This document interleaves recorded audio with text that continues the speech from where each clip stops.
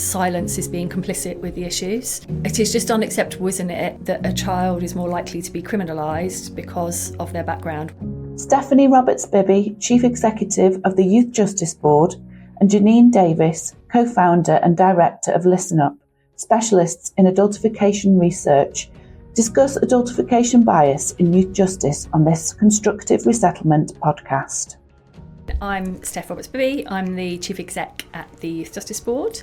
I started my adult working life in prisons. When I started at Feltham, the number of boys and young people who were from black and minority ethnic backgrounds, in stark contrast to what I would see in my community, which was much more in line with the national average of people from black and minority ethnic communities for that part of where I lived, which is London. Coming to the YJB, we wanted to try to drive innovation in the system to have a bigger impact for children. The numbers are starkest for black boys. In our current strategic plan, it is one of our areas of strategic priority. We've got 3, one of which is trying to make some inroads into the significant overrepresentation of black boys in the system and trying to bring that down. We know what the data tells us. It's not acceptable. We've now got to absolutely do something about it.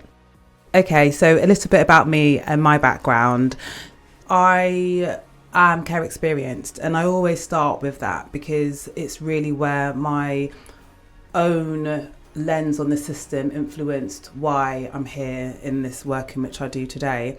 And being a care experienced person, being positioned within the intersections of being black, being a woman at the time, being a black girl, and in care, I experienced that feeling of just the punitive responses, criminalised, not understood, overlooked.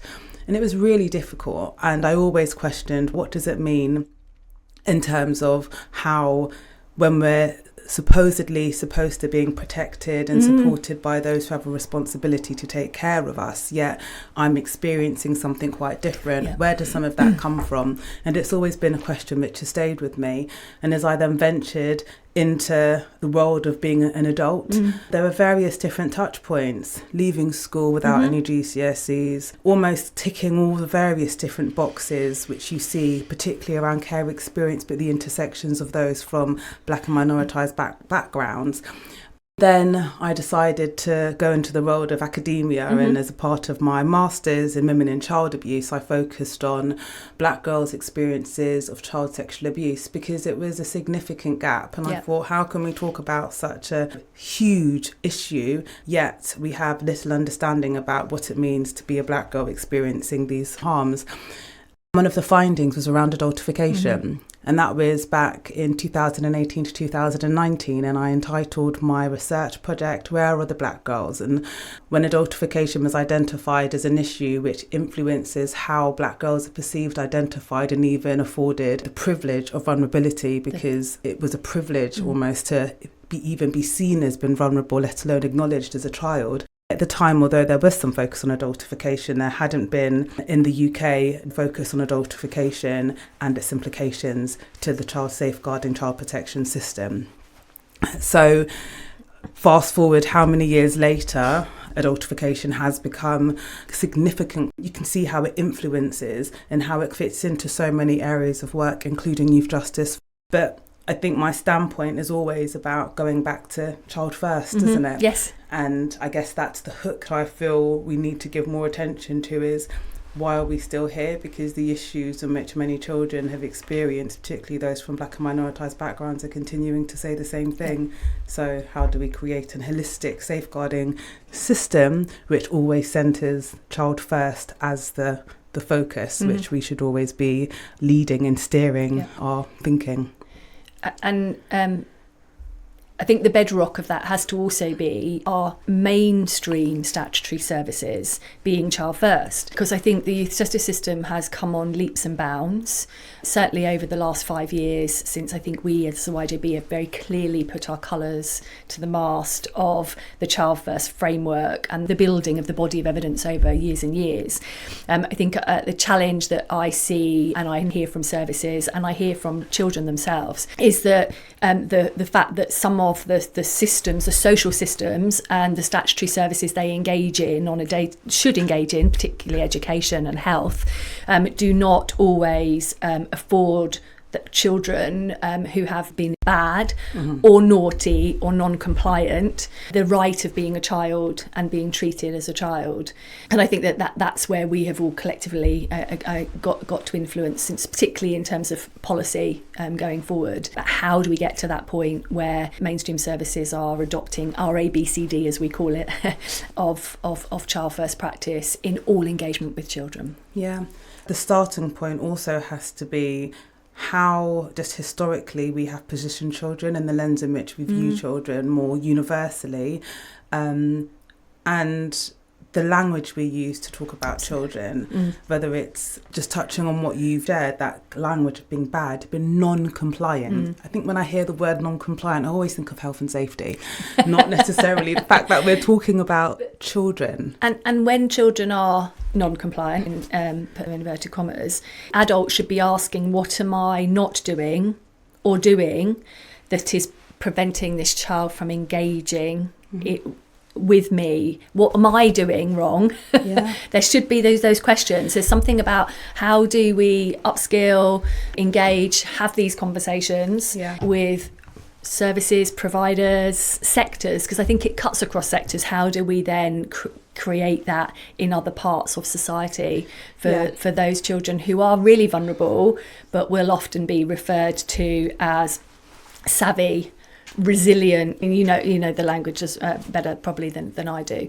You will have experienced that, and we've got to really call that out, but in a way that doesn't scare people, that think that we're labelling them, but actually it is structural racism. It is embedded in our systems and our infrastructures, and we need to reverse that. Agreed. And I would always say that if we're going to talk about adultification, you have to talk about racism. There is no way around it, because the adultification of Black children who are most likely to experience this harm is a manifestation of racism. And we know also adultification can impact all children universally. Yes, it can. Yes. And that's why it's important, even with a child first approach, that we don't have a universal understanding of what we deem to be child first, because we automatically run the risk of shoehorning all children within child first, rather than considering those wider intersectional experiences and those differences in terms of racism, bias, etc., etc. And there's something about how we support one another across varied interagency challenge within our own organisations, that where, yes, we might be doing some things better, but that doesn't mean we don't still have more to do and learn. And how do what does assurance look like is the question I always ask myself, because I think if the data is still telling us something, then how are we assured that this is beyond, leadership to frontline? How are we really ensuring that there is that learning, continuously going back and forth, but also for leadership? Broadly speaking, that's where we also have to bring challenge. Going back to the real importance of working together holistically, it's about how we understand lived experiences of children and young people. How do we remain curious? How do we challenge ourselves? How do we promote that learning? And how do we, if we can understand that issues around racism, discrimination, as you said, can be difficult, through my research and experience, etc., there is a tendency to very much focus on the good intention, and we miss sometimes to focus on the impact, and that's what should always be the focus. And something you haven't mentioned, which I think is really important in that sort of those intersecting elements, is class and poverty. That's intersectionality. Absolutely. I just think that is then exacerbated, isn't it? And then you layer in those other labels, whether that be being looked after or care experienced, neurodiverse, being Black, being female, perhaps having a different religion to others. So I think that we have absolutely got to be curious. And I think that the thing with Child First is we say that this is an individual framework. This is about understanding each child for their own uniqueness, treating them as a child, building on their own strengths, collaborating with them. And when you talk about assurance, that for me is a key area of assurance, is hearing from children about what is working for them, what's not working for them. Hearing the voice of the child has got to be a thread through everything that we do going forward, because only then will we really get to the fourth tenet, which is, in terms of criminal justice, is desistance. It is if they are having their needs met by adults, and adults are responsible for children. We have got, we are very, very, very clear on that. However, I think there is something broader about also meeting professionals' needs, because I think if we want to be successful, we do need to make sure that there are people that look like children in every walk of their life. And we know that in senior strategic leadership in youth justice, there's an underrepresentation of black leaders. And we also need to be very mindful that their experience of working in this environment will be re-traumatising and will bring that back to the fore, but every day they're intergenerational trauma. So there's something about learning, but there's also something about accepting and understanding and responding to the needs of the workforce who may well have been in very similar positions. And I guess that's where that intersectional understanding comes in.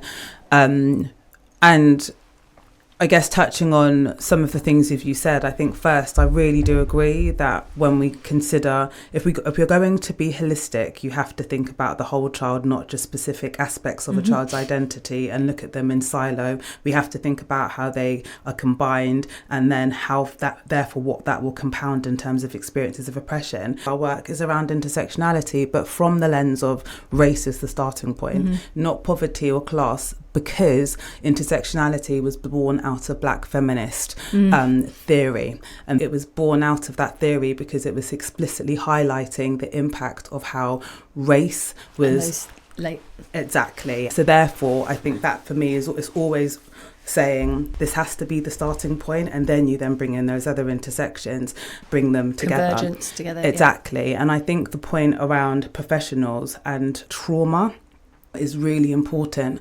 And I would go far further and say, where are parents and carers in this? Absolutely. It's the collective trauma, it's the communal trauma, it's the historical trauma, it's the intergenerational trauma. It's the trauma which continues to play out today. And therefore your point around, which I really liked, in terms of how professionals engage, re-engage, or question themselves in terms of, well, why is this young person not engaging with me? I would change it. I would probably reframe it and say, that child is engaging with you. This is how they're engaging. Yeah. And how do we kind of sit with that? If we are used to a way of working, and again, that comes back to sometimes how, with all the good intention, and how our services function across the board, where we ask young people to come into these different services, but that's also linked to a timeline. If you're not engaging by this certain timeline, then we can't work with you, which is it's not. Or you get escalated. Or you get escalated. So you see this as a wider issue,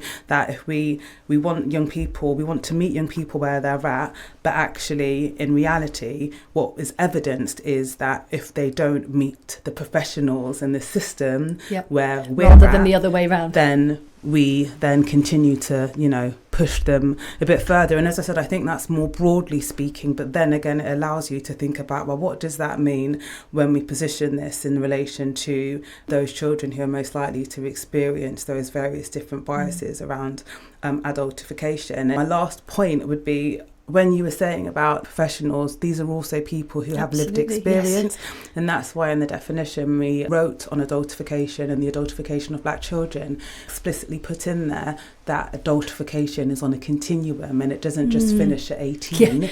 It's something which then becomes absorbed within the everyday realities of what it is to be a racialised person. Yeah, and to carry that. Exactly. Yeah. So we're here.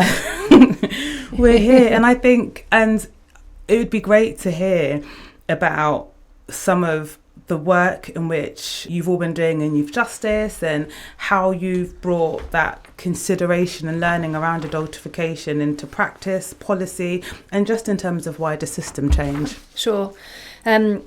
So as I say, this has been a journey, I think, for the YJB, and I can talk from my point of reference I've been at the YJB for 6 and a bit years now, and we've always had a focus on, as I said, and trying to address disproportionate numbers of black and minority ethnic boys in the system. And I think even in the last 6 years, the evidence base has evolved. We have been much more assertive in our drive for both policy and practice to use the evidence base in their day-to-day practice, and we call that operationalising child first, which is a bit like bringing that to life in everything that practitioners, leaders, policy makers, decision makers do when they're working with children. We've done a range of things. We developed a disproportionality toolkit, which helps services identify where there is overrepresentation, then hold them to account through their youth justice plans about what can they therefore then do to address that and to bring that much more in line, as you would expect, with the general population. So we know that the general population of children are 6% are black children, but we don't only see 6% of black children engaging in all different levels across the criminal justice system. So in our role of overseeing the system, we've been really holding services to account and asking them to evidence what they're going to do in their youth justice plans, so really getting in at the working level. We have also been amplifying our concerns to ministers about making sure that policy is evidence-led and is taking into account the needs of the most vulnerable children. And that obviously there's a cohort who we know are more vulnerable than others, and we would include black children and minority ethnic children in that group. We've been leading by example by becoming an anti-racist or on a venture. I'm not saying we've arrived, because I think that would be really ignorant, to become an anti-racist organisation, and are putting out that mantle for others to follow.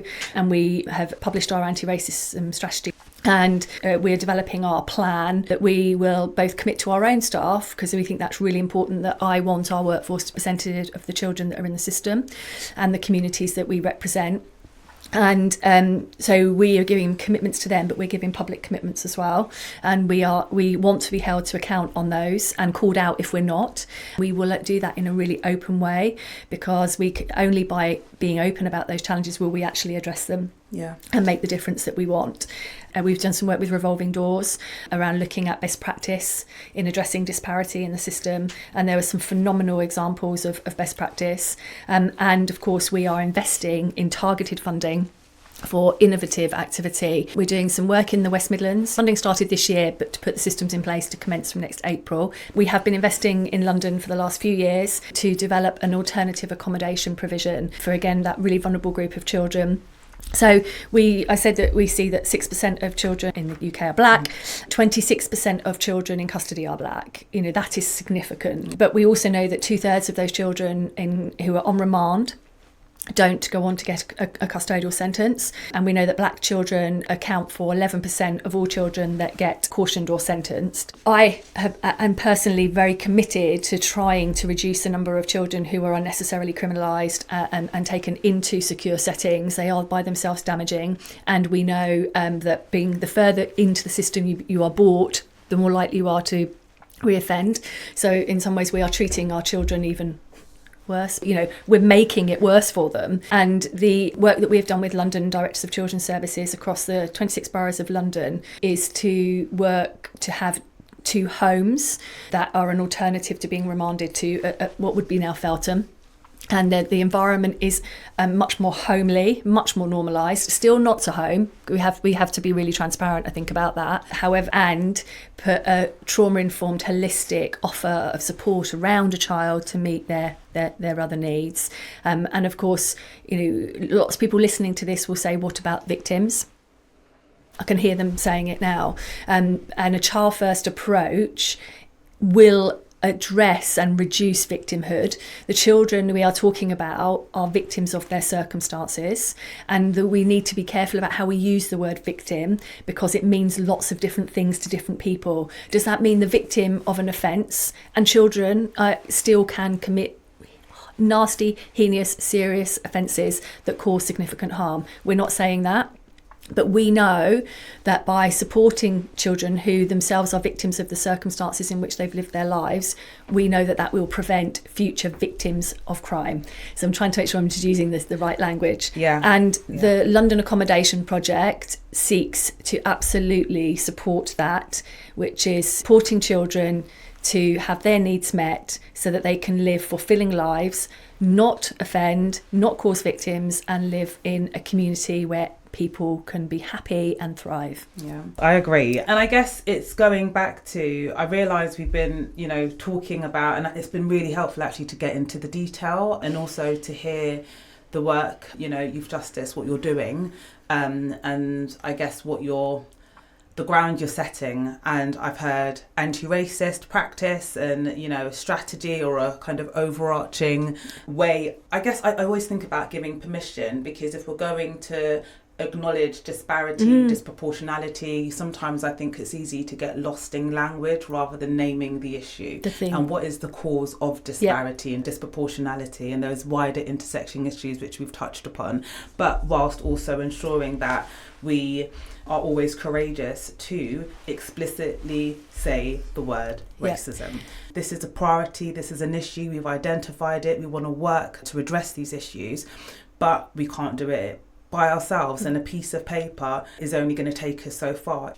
I always talk about vulnerability because I think it brings us back to talking about children, understanding childhood development, etc. And I think we miss that kind of understanding, or we overlook it, or we don't interrogate the concept and construct of vulnerability enough. That's which then allows for that further bias to start informing our decision making, whether operationally or strategically or structurally. Adultification is a form of bias where ultimately notions of vulnerability are not afforded toward children, and we know that it is more likely to impact Black children. We can see it in relation to those from Gypsy, Roma, traveller communities and other ethnic minoritized communities.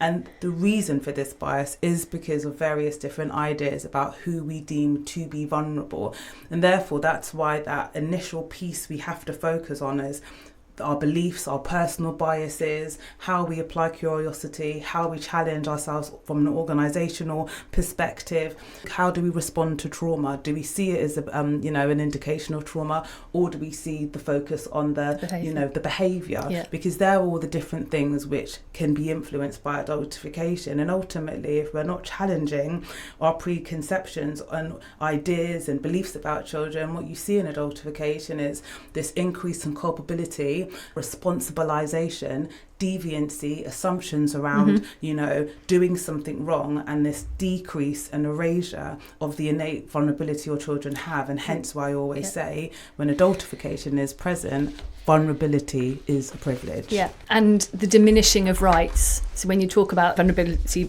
being a privilege, I think with adultification comes a demolition of rights. And that dynamic plays out, which I think is why it's so important for people to be clear and even understand, what does the term mean?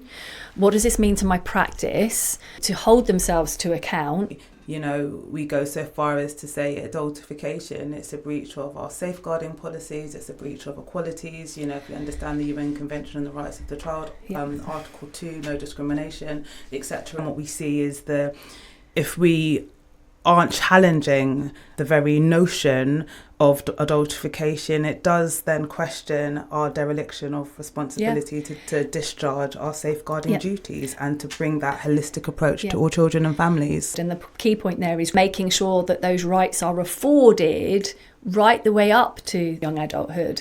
I think practitioners are very mindful of that in their decision making when, if they're working with a child who turns 18, whether they should then hold that case for longer or whether they should transfer into the adult probation service or not. And I think that's a real positive, but certainly much more that can still be done. And one of the challenges I found when speaking about adultification and when I first started researching it was there is a tendency to focus on adultification in terms of adolescence. And actually this is where early intervention prevention comes in. You don't want any child going into the criminal justice system and the youth justice system in the first place. So if we can really think about what is happening in the life of a child and what are the various different touch points where we are most likely to see adultification occur, in early years, in, primary education, Yeah. secondary, how we, respond to their needs in terms of health, their wider familial experiences of, trauma, interactions with the criminal justice system.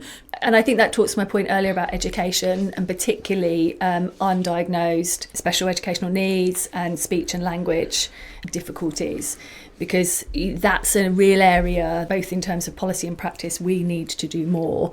We are still seeing more, too many black boys excluded too early from school without their needs being fully considered and addressed. And I think we use the word curiosity quite a lot, don't we? Professional curiosity. But in order to be curious, we need to care, we need to be understanding, and we need to be willing to question the silences and gaps, and sometimes the silences within our own learning and understanding. And I think that could be a bit of a challenge. I mean, and from our perspective, silence is not an option.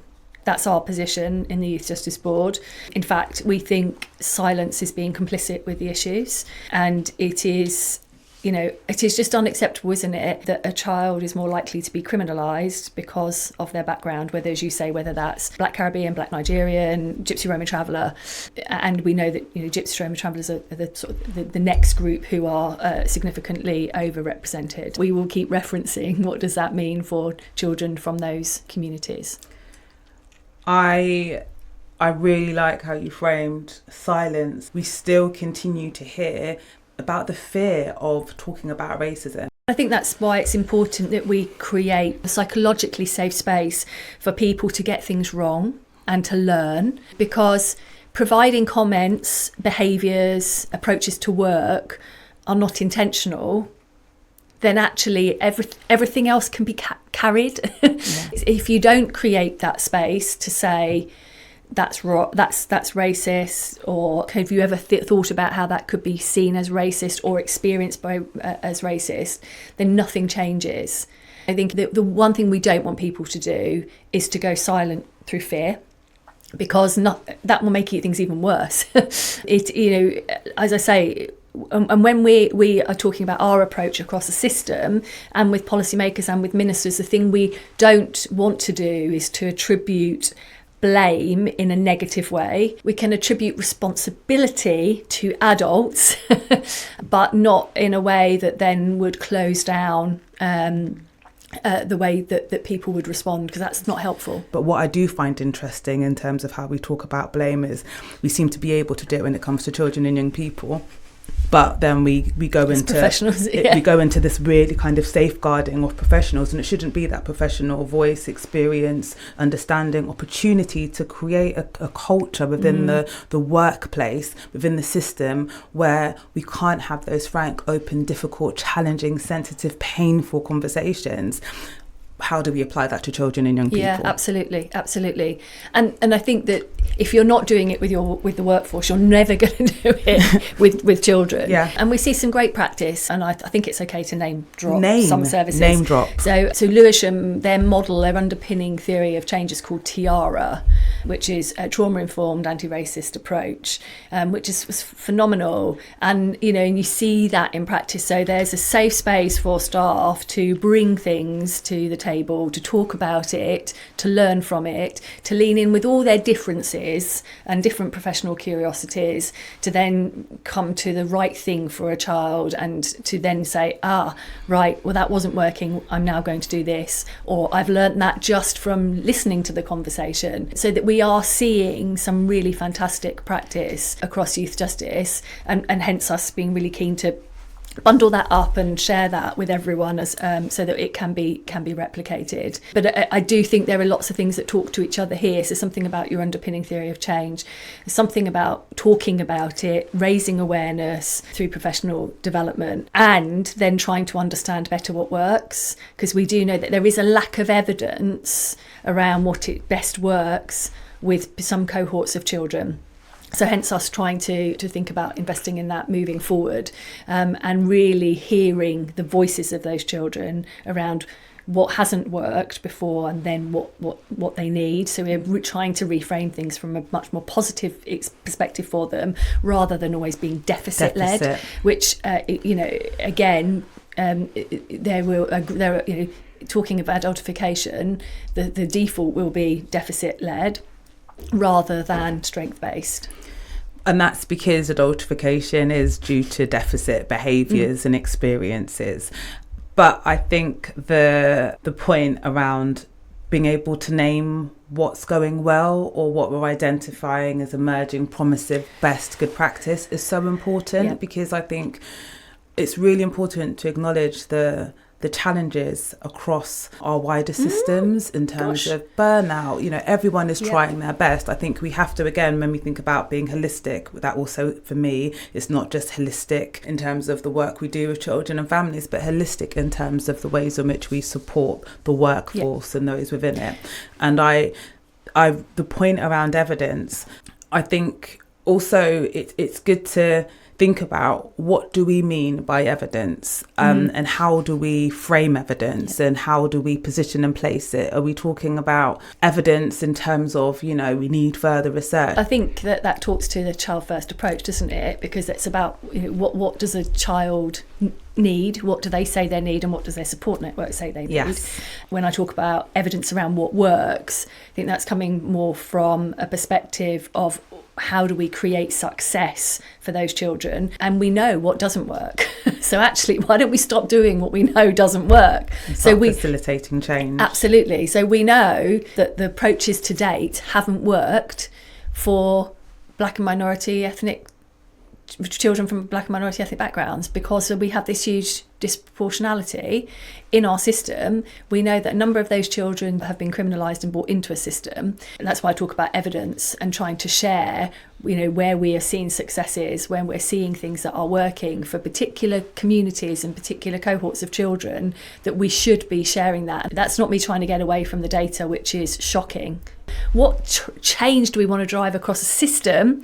What change in practice do we want to see? What change in policy do we want to see? And what growth in the evidence base do we want to see? So from all our teams that are out and about across England and Wales, how are we understanding where they're seeing good practice? This has been just such an illuminating conversation. It's acknowledging the complexities of this, and that it's so important that we work together collectively across our various different organisations across the sector, because we cannot do this alone, and we need to bring people on a journey, and there are going to be individuals who are much further ahead than others. When we talk about racism, we don't use the word unconscious bias in the same way we do for racism than it is in terms of any other form of disparity, form of discrimination. And we have to ask ourselves why that is. So I always want to ensure that when we talk about it, adultification isn't just a buzzword, it's becoming a buzzword,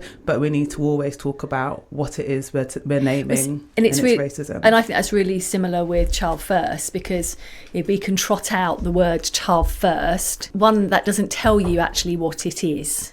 And that's why we, you know, introduced the ABCD so that people were clear about the four sort of tenets. And that's important for two reasons. One, people can then understand what it means. But two, they can put that into their practice, and they can think, you know, am I treating this child as a child with the rights that they deserve because of their vulnerabilities? Then we can think about actually how can we build the pro-social identity for them? Do they know what their identity is? How can we get them to have insight into that? Because, you know, sometimes children have identities, they don't know where they've come from. They don't know where that's grown from. And you know, we've spoken really importantly about, you know, collaborating with children. I just think that really hearing children's voices is so important if we want to have a shift. I agree. And holding on to hope. Look, we talk about this, obviously we're here to talk about the challenges, but also the joys and the things, you know, what you've identified in terms of the great work happening in Lewisham. I think there is, you know, one of the reasons for doing this animation was because we want to highlight this is an issue, and let's always stay alert to it. But by staying alert, by, you know, use this animation, take it into your teams and services, share it, talk it through with young people and their families. You know, have this as a tool to support your learning and to forever, remain curious. And obviously the hope will be that a day comes where we won't be talking about this. We'll be talking about the fact that we've reached that endpoint. But I guess in order to get there, we have to have these conversations. But I definitely feel hopeful, and I'm like, we need to lead with hope. Absolutely. And we don't want people to be overwhelmed. No. Because you're talking about burnout and then leaving the sector. We need great people to stay in this area of work. This has been such a great conversation, but I think it goes, my closing remark anyway, picking up on your point, it then goes back to leadership and the importance of leadership to ensure that we create the conditions within the work environment to give permission, to allow vulnerability, to provide and nurture that curiosity and fearlessness, and to assure people that it is okay to talk about issues which all link in and help us with our learning around child first, and why we need to not take a universal approach to child first, why we need to understand that there is no such thing as a universal experience. And yeah, I think that's the point I'll end on. Fantastic. Thank you so much for having this conversation. Thank you. Thank you for listening.